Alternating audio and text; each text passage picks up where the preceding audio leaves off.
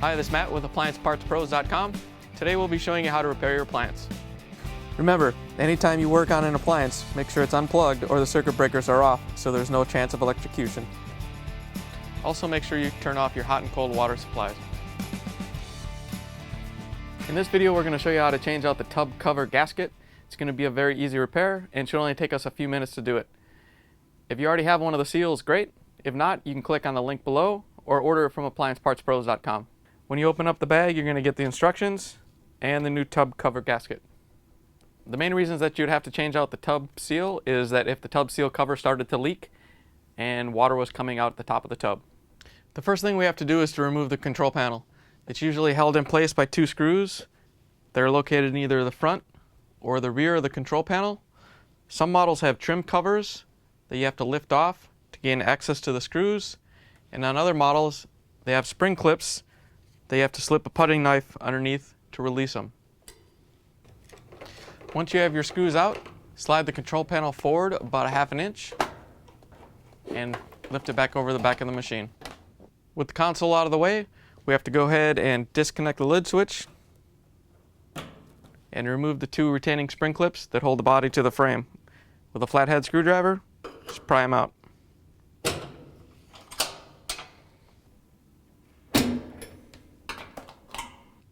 Next, we have to go ahead and remove the body from the frame of the washer. So we have to lift up on the lid and grab the body right here. Put your foot against the body of the machine. Tilt the body back to about 45 degrees and carefully lift it off the washer. Now that we have the cabinet off the machine, we can go ahead and remove the tub cover. It's held in by little locking tabs around the outer circumference of the tub.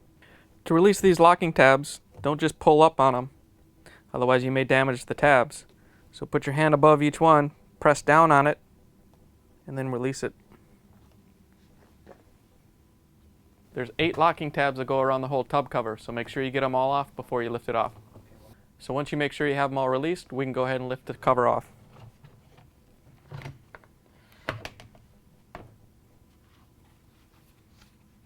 And here's our seal underneath. Okay, these tub seals usually aren't held in, but yours may be in there with all the soap scum and everything. It may be held in place. So you just have to take it out with a screwdriver and then pull it out all the way around the tub cover. Here's the old gasket next to the new gasket. If you already have one, great. If not, you can get one at AppliancePartsPros.com. Here's the new seal.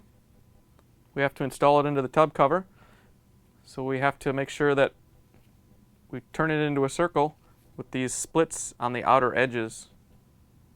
So there you have it. There's your circle. Make sure when you put the new seal in that the black side goes towards the bottom and towards the top. And the foam goes where you can't see it.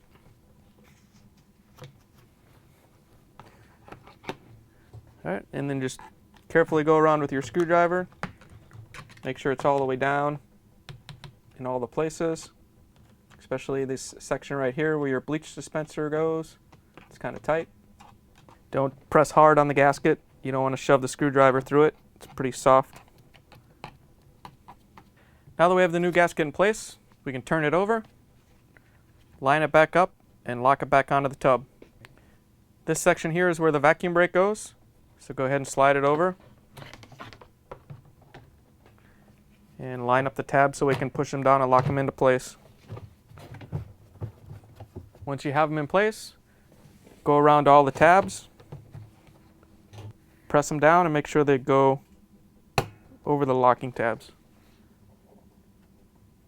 It may be a little bit tighter than the old one because the old one was already compressed. Now that we're finished with the repair, we can go ahead and put the cabinet back on the machine. To put the cabinet back on the machine, we do it the same way we took it off. Grab the cabinet, tilt it to a 45-degree angle, and swing it back onto the washing machine.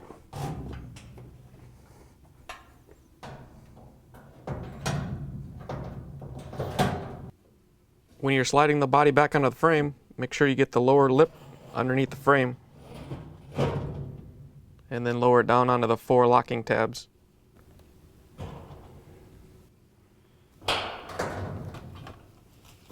So just go ahead and hook the clips onto the back panel, and with your flathead screwdriver, push them down into place.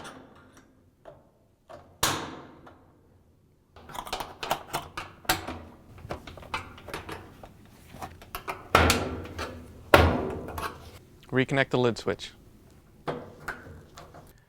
To close up the console, all you do is rotate it forward over the front of the machine. Make sure the locking tabs lock in place. Pull it back about 1/2 inch and replace the screws. Now that you have the machine reassembled, you can go ahead and plug it back in, turn the water back on, and take it for a test spin.